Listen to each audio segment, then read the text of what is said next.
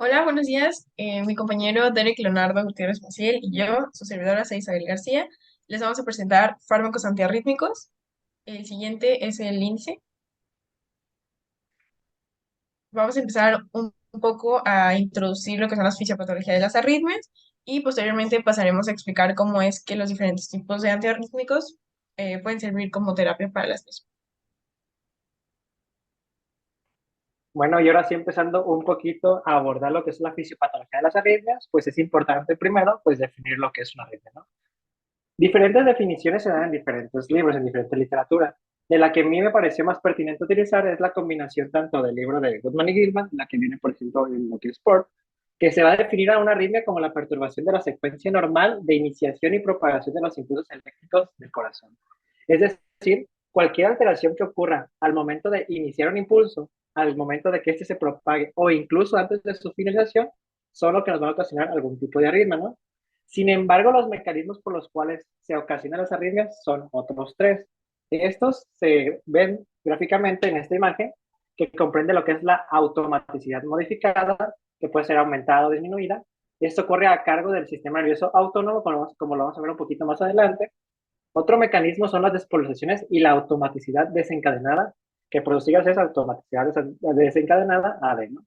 Y la reentrada, que la reentrada a su vez se va a dividir en dos tipos. Una que es la que está definida por medio de circuitos fisiológicos y la que está por medio de circuitos anatómicos, ¿no? Ya un poquito más adelante vamos a explicar en qué consiste cada una de ellas. Bueno, pues comenzando, déjenme esta parte hacia acá, ¿ok? Ok, entonces comenzando, la automaticidad se refiere a la capacidad que tiene el corazón de despolarizarse, ¿no? De una manera controlada y de forma independiente.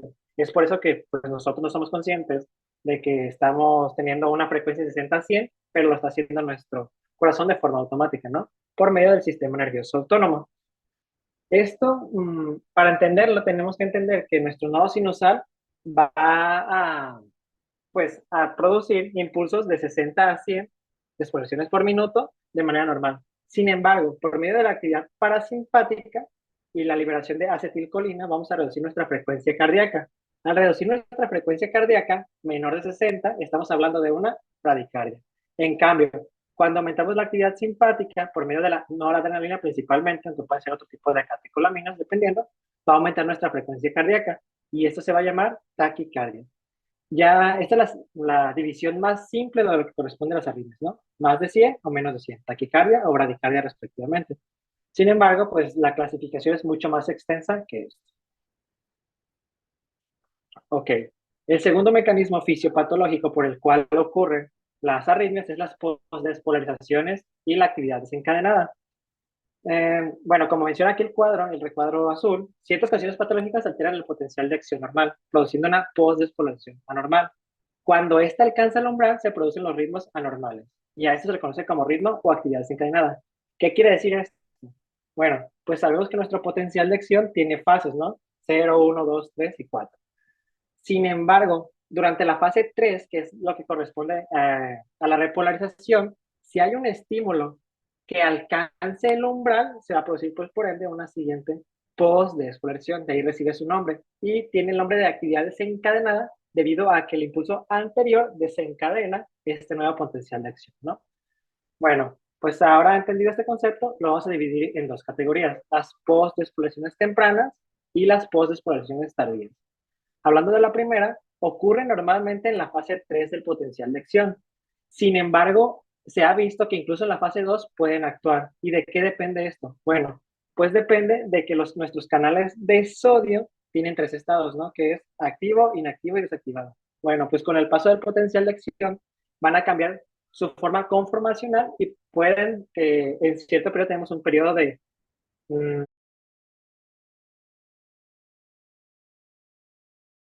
pero el caso es que con ciertos impulsos que van arriba del umbral, pues podemos tener un nuevo potencial de acción, ¿no?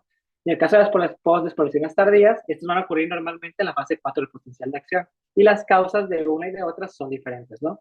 En el caso de las postdespolaciones tempranas, pues vamos a tener que se asocia principalmente a potasio bajo intracelular y a alteraciones en los canales de sodio y de calcio, como ya lo veíamos, y las postdespolaciones tardías cuando existe una sobrecarga de calcio principalmente, ¿no? Y más adelante es importante tener esto en cuenta porque ciertos fármacos van a actuar a estos niveles evitando que se formen o predisponiendo a que se formen las arritmias. Y aquí están pues las fases del potencial de acción de una manera resumida y cuáles son las corrientes y los iones que interactúan en cada uno, ¿no? Esto pues no vamos a ahondar más en ello porque es algo que ya debemos de conocer. Y aquí tenemos las postdespoblaciones tempranas y tardías representadas gráficamente, ¿no? Las tempranas, como les mencionaba, ocurren en la fase 2 y fase 3 del potencial de acción y las tardías durante la fase 4. Tenemos una clasificación en cuanto a las taquiarritmias según su mecanismo fisiopatológico, ¿no? Cuando tenemos automaticidad aumentada, tenemos todas las taquicardias que nos pueden dar. Taquicardia sinusal, que es la más típica y que puede ser ocasionada por algún tipo de estrés. Tenemos las que son por actividad desencadenada, que aquí se divide en dos tipos, las tempranas y las tardías. En las tempranas tenemos la torsade de Point, que es la más grave y que esta te puede conducir rápidamente a la muerte, y que muchos fármacos, entre los que son uh, los que elongan el potencial de acción, te pueden causar una torsión de puntos, vaya. Las poblaciones tardías te dan la taquicardia auricular multifocal, la taquicardia ventricular, etcétera, etcétera. Y por entrada, que vamos a ver un poquito esto más adelante, pues tenemos estas del recuadro amarillo. Ok. El último mecanismo fisiopatológico por el cual ocurren las arritmias es la reentrada. Aquí va a ocurrir cuando un impulso cardíaco pues viaja de tal forma que regresa a su sitio inicial y lo reactiva. Hay que tener en cuenta que nuestro sistema de conducción eléctrica del corazón tiene un inicio y un fin, ¿no? Tenemos que parte desde el nodo sinusal, Katy Flag, y va a terminar hasta lo que son las fibras de Purkinje, ¿no?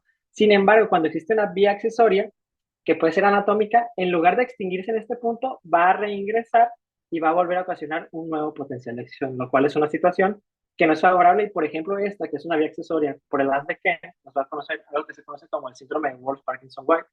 Y las funcionales es cuando ocurre un tipo de dos vías, una alfa, otra beta, una vía 1 o vía 2, las cuales tienen características funcionales eléctricas diferentes, ya que una es de conducción rápida, otra de conducción lenta, una de repoblación rápida y otra de repoblación tardía, que al final de cuentas nos va a ocasionar que se dé un circuito aquí y que por ende nunca se extinga el potencial de acción, ¿no? Sino que pasa, se despolariza, pero luego cuando regresa el impulso, va a estar repolarizado el tejido para seguir en este ciclo vicioso y mandar descargas una tras otra, llegando a frecuencias cardíacas demasiado altas y que ponen en peligro la vida, ¿no? Y es importante tener esto en cuenta porque también, si sabemos que la refractariedad es el principal problema aquí, pues si le damos algún fármaco que va a reducir esta refractariedad, entonces vamos a hacer que desaparezca nuestro circuito de reentrada funcional y por lo tanto la taquicardia asociada o arritmia. Pues aquí tenemos nuevamente una tablita en caso de que queramos como recordar de manera general las clases de los fármacos y su mecanismo de acción de manera súper resumida. Y bueno, comenzamos, tenemos los de la clase 1. En este caso, son los que se encargan de bloquear los canales de sodio rápidos dependientes de voltaje. Como nos habían mostrado en diapositivas anteriores, actúan en la fase 0, que es realmente donde tiene lugar pues la acción de los canales de sodio dependientes de voltaje.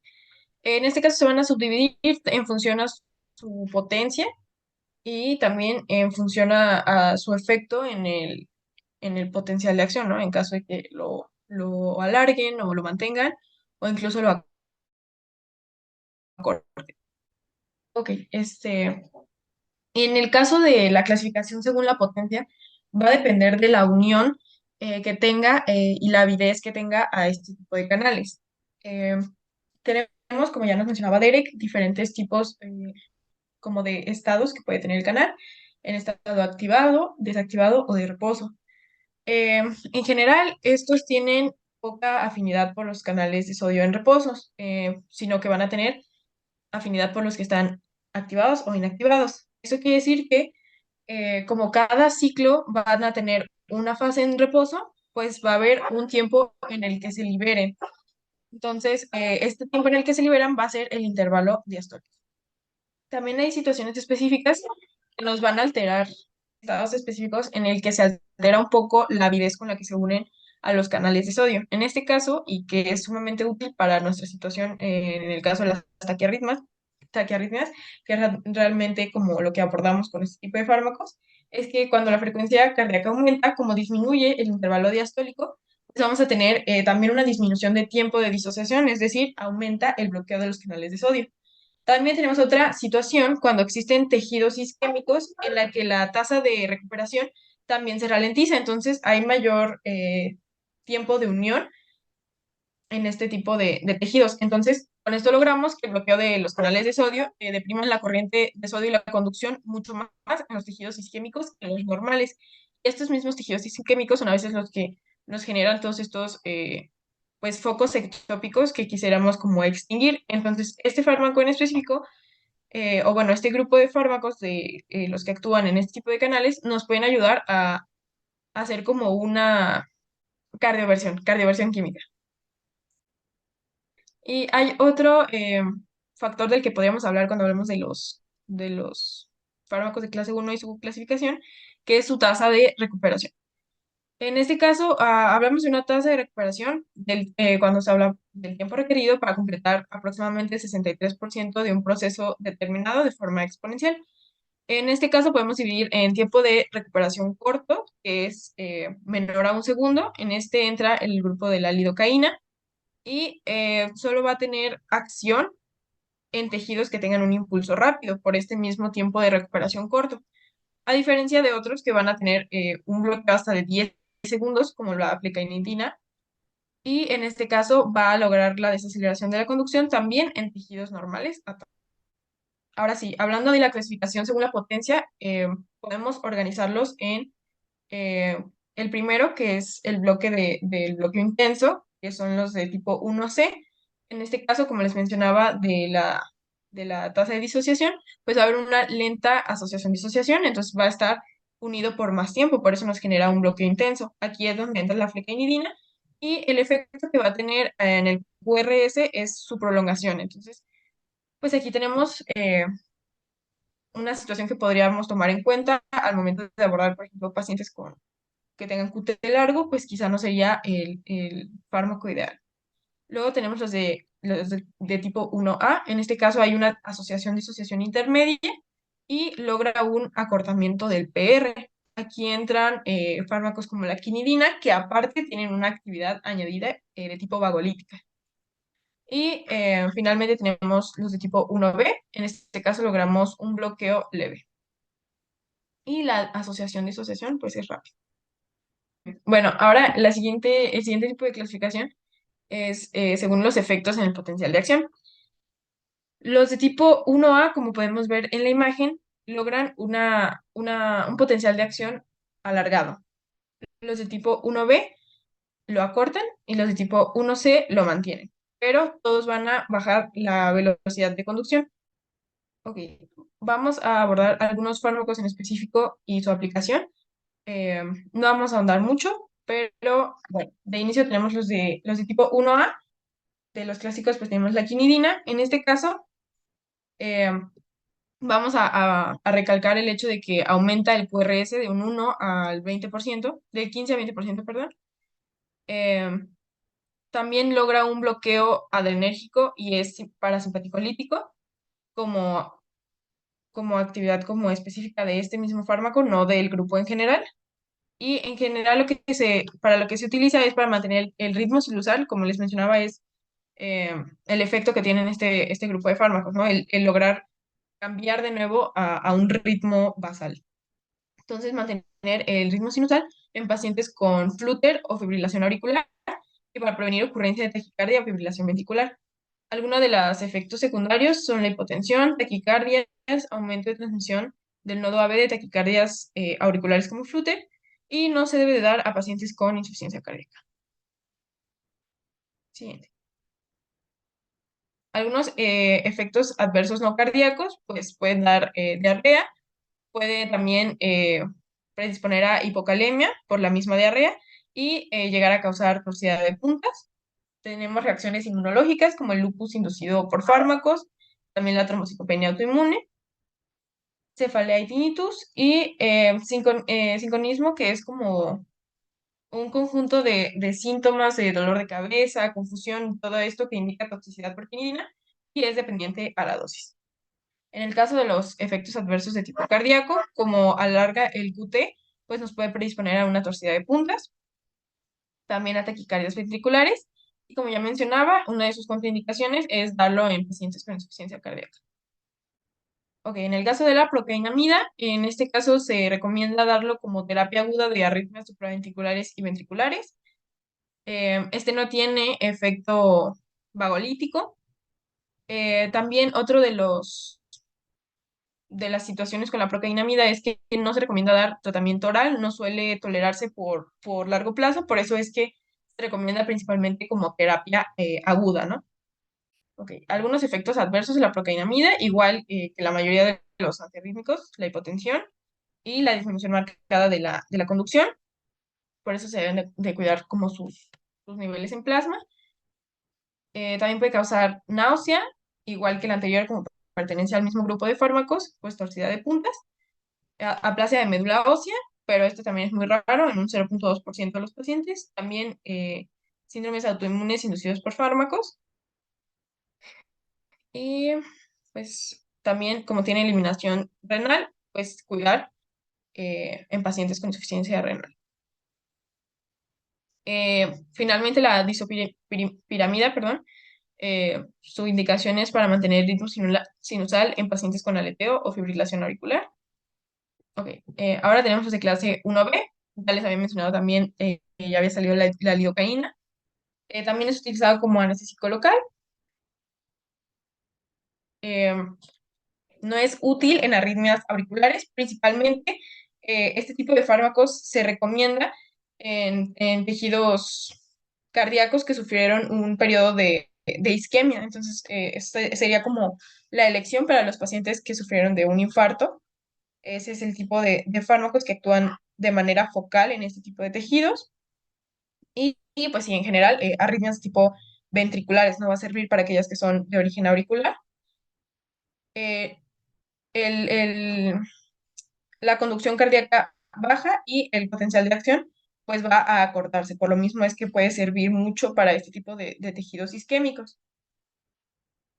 No, no tiene tampoco tanto efecto en el QT y pues creo que realmente esto sería lo más importante para mencionar de la lidocaína. La siguiente, que sería la mexiletina, es un análogo también a la lidocaína. Una particularidad de este fármaco es que también es fármaco de elección para aquellos pacientes que tengan síndrome de QT largo congénito de tipo 3. También se tratan arritmias ventriculares. Se da, en este caso, la terapia oral prolongada, a diferencia de otros que ya mencionamos que no se toleran. En este caso sí se toleran. Y algunos efectos adversos pues, son la náusea, el temblor y algunos de estos efectos adversos disminuyen si se da el fármaco con comida. Ok, ahora tenemos los fármacos de tipo 1C. En este caso tenemos la flecainida, que no tiene efecto como tal en en el potencial de acción, no lo alarga, no lo acorta, tiene un tiempo de recuperación largo, también suprime las fosfopolarizaciones tardías desencadenadas por la liberación del calcio, bloquea tanto la corriente de sodio como la corriente rápida de potasio. Tiene diversos efectos que se han probado como en estudios, dependiendo si son células ventriculares, células de Purkinje, pero en general pues es antiarritmogénico en células auriculares con ritmo acelerado. Algunos efectos adversos son visión borrosa y este también no está recomendado en pacientes con insuficiencia cardíaca. Tal cual, su recomendación terapéutica es para mantener el ritmo sinusal en arritmias supraventriculares, incluida la fibrilación auricular, y también arritmias ventriculares potencialmente mortales como la taquicardia ventricular sostenida. En este caso, este tipo de fármacos, y eso sí es muy importante, los de tipo 1C, están contraindicados en pacientes que recién tuvieron un evento isquémico en el tejido, ¿no? Entonces, cuando existe un paciente que tenga esta situación, pues más bien se recomiendan los de tipo 1B, no los de tipo 1C. Ok, en el caso de la propafenona, pues es el mismo mecanismo de acción. va a disminuir la conducción en tejidos de respuesta rápida.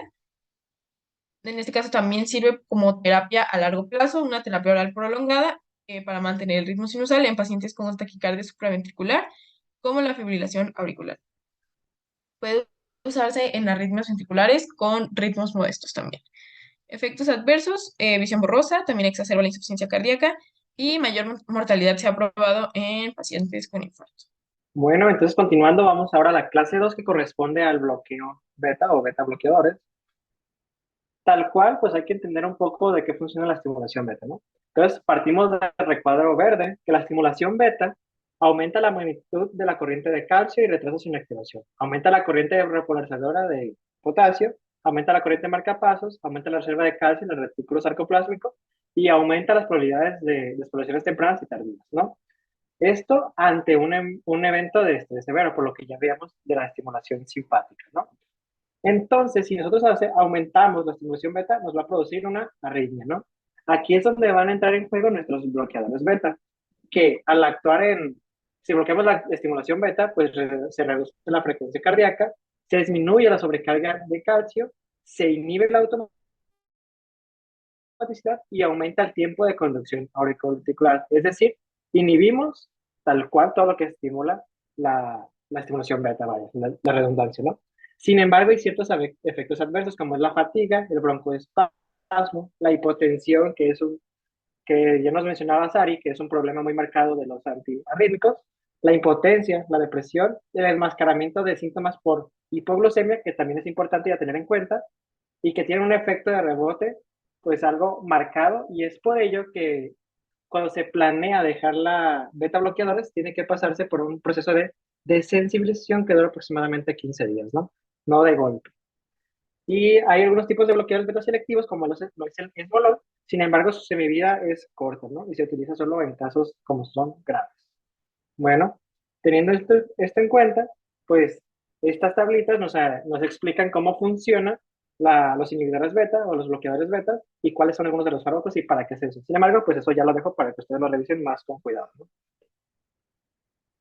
Bueno, estos son algunos de los fármacos que se utilizan como beta bloqueadores en el caso de las arritmias. Sin embargo, esos también se abarcan en lo que es hipertensión. Es por ello que los dejaremos de lado, solamente pues que sepan que esos existen. Y si los quieren checar a profundidad, pues revisen el capítulo de lo que es antihipertensivos, ¿no? Ok, continuando con la clase número 3, que es la prolongación del potencial de acción, y estos actúan principalmente en lo que son las corrientes de potasio. Bueno, la mayoría de los fármacos prolongan el potencial de acción al actuar en la corriente rápida de potasio. Sin embargo, un mismo efecto se logra aumentando la corriente tardía de sodio. ¿Y esto por qué? Pues porque uno entra, el otro sale, entonces al final de cuentas vamos a prolongar lo que es la fase de reproducción, ¿no? Aumentando la fase de meseta. Entonces, algunos de los efectos que tienen, aumenta la duración del potencial de acción, que es lo que queremos y que se utiliza para ciertas arritmias, como lo veíamos en el cuadro anterior, que si sabemos que la causa es tal cual que son demasiado rápidas, pues aumentamos el potencial de acción y disminuye nuestra frecuencia cardíaca, ¿no?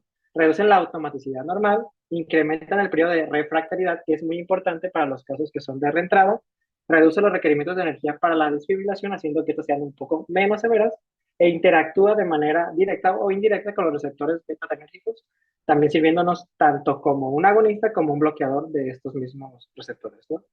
Dentro de los efectos adversos que se comparten en todo este tipo de clase, pues va a ser que la prolongación desproporcionada de, de la conducción cardíaca, pues también va a incrementar el intervalo QT y, cuando aumenta, y como hay una frecuencia lenta, nos predispone a una torsión de puntos, ¿no? Y a una fibrilación ventricular que pues finalmente pues, nos va a conducir a la muerte del paciente, ¿no? ¿Ok? Entonces, algunos de estos fármacos más representativos, pues tenemos la amiodarona, ¿no? Es un análogo estructural de la hormona tiroidea. Esto es importante tener en cuenta porque algunos de los efectos secundarios que tiene, pues dependen de la similitud que tiene con la hormona tiroidea, ¿no? Esta se indica para la taquicardia ventricular recurrente o resistente a otros fármacos. ¿Por qué? Porque tal cual tiene muchos efectos adversos que los vamos a ver un poquito más adelante y es por esto que solo cuando otros fármacos fallan es que se requiere esta o cuando son algún tipo de urgencia, ¿no? Estos sí muestran cierto beneficio de mortalidad tras un infarto agudo al miocardio, no como algunos otros de los que vamos a ver un poquito más adelante. Los efectos que tiene, pues va a bloquear los canales de sodio y de potasio, prolonga el potencial de acción y disminuye la velocidad de conducción. Y como sus efectos adversos tenemos la hipotensión, la contractilidad deprimida, las náuseas durante la fase de carga, la fibrosis pulmonar, los microdepósitos en el caso del ojo, que se mencionan que son asintomáticos la mayoría, disfunción hepática, síntomas neuromusculares, la fotosensibilidad y el hipo e hipertiroidismo, pues por su similitud que tiene con la monotiroidismo, ¿no? Que ya lo veíamos. La dronedarona es un derivado del benzofurano no iodado de la amiodarona. Entonces, tiene las mismas funciones que lo que es la amiodarona, sin embargo, tiene efectos adversos menos graves. Sin embargo, esto va aunado a que su efectividad es un poco menor. Y a diferencia de lo que es la amiodarona, mostraba que en lugar de reducir la mortalidad después de un infarto agudo del miocardio, la aumentaba, ¿no? Que es algo a tener en cuenta. Sus efectos son, pues es un bloqueador de múltiples corrientes, como lo es la rápida de potasio, la de potasio propiamente dicha, y la corriente de potasio activada por acetilcolina y la corriente de calcio de tipo lento. Sus efectos adversos, pues es diarrea, náuseas, dolor abdominal, vómitos, astenia, lesión hepática, y no debe administrarse con inhibidores del citocromo 34A. ¿Por qué? Porque este es el que se encarga principalmente de volver a su forma inactiva. Entonces, si nosotros inhibimos, pues va a aumentar la vida media y nos va a provocar mayor cantidad de efectos adversos, ¿no? Disminuyendo bueno, sobrepasando nuestra ventana terapéutica. Tenemos también la ibutilida, que como características tiene que se administra como una infusión rápida, convierte la fibrilación auricular o la aleteo, fibrilación auricular o aleteo auricular en un ritmo sinusal. Sin embargo, su tasa de eficacia va del 50 al 70% y no se administra por vía oral. Sus efectos, pues va a ser un bloqueador de la corriente de potasio rápida. También puede activar una corriente de entrada de sodio y prolonga el potencial de acción como efecto principal, ¿no? Sus efectos adversos, pues una torsión de puntos que se ha registrado en el 6% de los pacientes, ¿no? Que es la que se representa en la imagen de la derecha, que pues es primero como chiquito, luego se va haciendo grande, hasta llega un punto, se va volviendo a reducir y se repite el ciclo, ¿no? Que es demasiado mortal, pues por las características. Tenemos la dofetilida, que sus características va a prolongar el potencial de acción como todo lo de esta clase, bloquea la misma corriente. ¿Qué otro efecto aquí interesante tiene? Pues que su administración aquí sí es oral, ¿no? Sin embargo, los efectos adversos son la torsión de puntos en un 3%, que es menos a lo que vimos en la anterior, que tenía un 6%, y que no se indica insuficiencia renal crónica. Bueno, continuando, vamos con la clase 4, que corresponde a una familia que se va a encargar de bloquear los canales de calcio. Se utilizan principalmente para la angina de pecho y la hipertensión. Sin embargo, recordemos que dentro de los mecanismos fisiopatológicos por los cuales ocurren las arritmias, teníamos la postdesfluración tardía, que se debía a una sobrecarga de calcio. Entonces, ¿qué pasa? Si nosotros evitamos esta sobrecarga de calcio, pues evitamos, por lo tanto, que se produzcan dichas arritmias, ¿no? Sus efectos, pues va a disminuir la frecuencia cardíaca, va a disminuir la conducción auriculoventricular, se va a aumentar el intervalo PR, se reduce la frecuencia ventricular también, ¿no? ¿Por qué? Porque si nosotros reducimos el tiempo de conducción desde la aurícula hacia el ventrículo por el nodo AB, básicamente, entonces también se van a limitar la cantidad de despolarizaciones que llegan hacia los ventrículos, ¿no? Dentro de los efectos adversos, pues son los que ya mencionamos anteriormente con otros fármacos. La hipotensión, la aceleración de la frecuencia cardíaca, esto como una respuesta refleja ante la disminución que nosotros ocasionamos por el sistema nervioso simpático, y esto es una diferencia que tienen, es que no reducen la mortalidad después de un infarto agudo al miocardio. Una nota que se tiene que tener mucho en cuenta es no usar con taquicardia ventricular, ya que en esta arritmia no tienen un efecto alguno. Y también pueden aumentar las concentraciones de digoxina. Dentro de los principales representantes de esta clase tenemos al verapamilo y giltiazem. Su información, pues, es que suelen administrarse por vía intravenosa. Esto debido a que si se administran por vía oral, tienen un alto metabolismo de primer paso que reduce mucho su biodisponibilidad, ¿no? Sus efectos adversos, pues, causa hipotensión, ya lo veíamos. El verapamilo puede reproducir estreñimiento y otros efectos adversos van a resultar de la enfermedad cardíaca subyacente. No propiamente el medicamento, pero sí va a exacerbarlos. Y básicamente eso sería todo de clase 4. Ahora, para finalizar la presentación, tenemos los de clase 5. Estos van a tener diversos mecanismos de acción, no son como los demás que se agrupaban por un mismo mecanismo. Eh, ok, de inicio tenemos la adenosina. El mecanismo de acción de la adenosina es que se activa una proteína acoplada a proteína G o un receptor acoplado a proteína G, es de tipo GI, es decir, inhibidor. Entonces, esto ocasiona que baje los niveles de AMP cíclico y de esta manera se desactiven los canales dependientes de calcio. Al inhibir estos canales, se aumenta la salida de potasio a diferencia de la entrada que puede haber de calcio, y esto genera como un tipo de bloqueo auriculoventricular transitorio.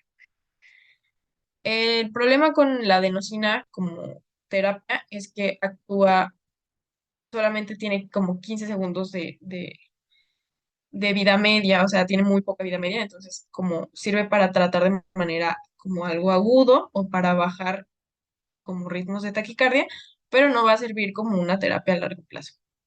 Eh, Siguiente tenemos el sulfato de magnesio.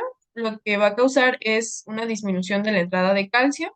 Nos va a servir para prevenir las pospolarizaciones tempranas y también sirve para tratar toxicidad por digoxina, que nos genera justamente una acumulación de calcio, ¿no? Como un mayor estancamiento. Entonces, como este nos genera lo contrario, pues nos va a servir para tratarlo. Y también nos sirve para tratar la torsad de Point.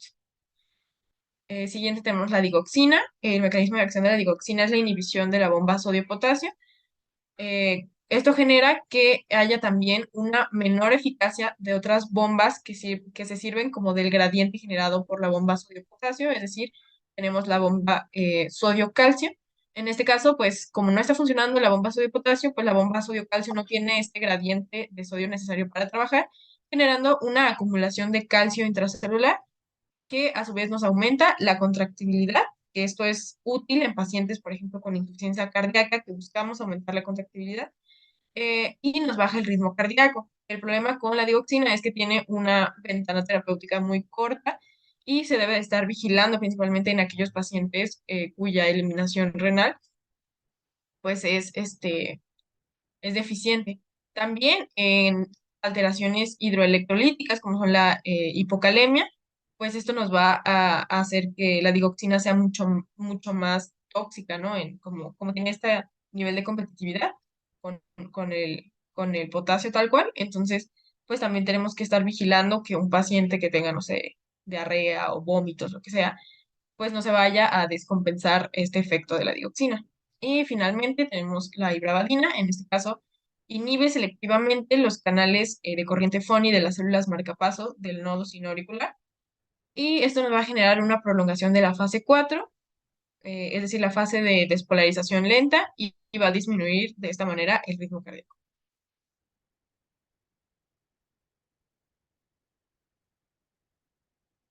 Y pues bueno, esto sería todo por nuestra parte. Muchas gracias por su atención.